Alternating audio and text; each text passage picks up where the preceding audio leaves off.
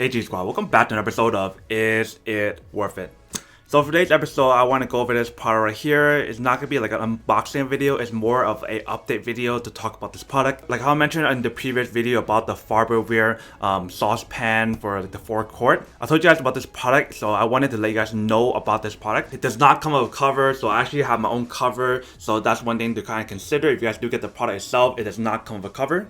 For this one right here, it's a 12-inch one that I got. I believe right now I checked on Amazon and I don't see the 12-inch anymore. That's like the same design. The only one that they have for the same exact design is the 10-inch one. I just wish they still had 12-inch option that's the same kind of design like this one, because they had one for 12-inch that is a different design, and by different design I mean like the bottom is not stainless steel, so it's not as good.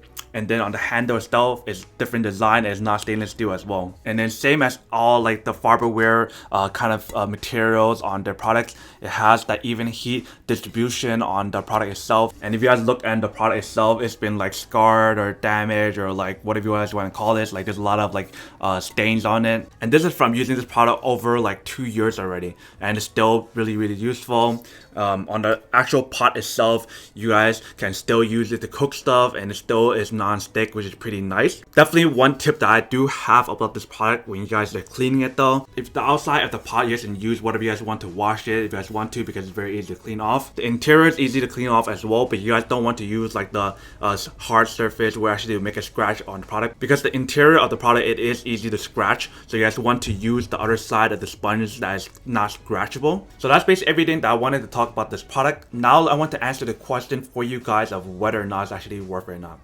So like I said, they don't have the 12-inch option, but they still do have the 10-inch, which is still big, but the 12-inch is what I love the most. Basically, if you guys want to cook any food that is you guys don't want it to stick on the pan itself, this would be really worth it in that case. But then obviously for those guys who don't want one or don't need one or just don't cook in general, then obviously don't buy one and save your money for something else that you actually do need. And for those guys who want to see like a video of how this product performs in like the stove or whatever, then make sure to comment down in the comment section down below. And if there's enough of you guys who want to see a video of how to use this product and the product itself in action, then I'll probably do an update video to show you guys how well it performs in everything, cooking like different products ranging from like pancakes to like salmon or anything that you guys can fry on the product itself. But other than that, that's pretty much it for the little update video about this product. Hope you guys enjoyed this video. If you guys did, then make sure to subscribe, like, and comment down below. And if you guys like this video and you guys want to see more, then make sure to click on that bell notification in the bottom to be notified of new videos that will be coming up in the future. But as always, make sure to stay positive, be you, and I'll see you guys in the next episode of Is It Worth It? Peace. And then for today's G Squad fan shout day, we have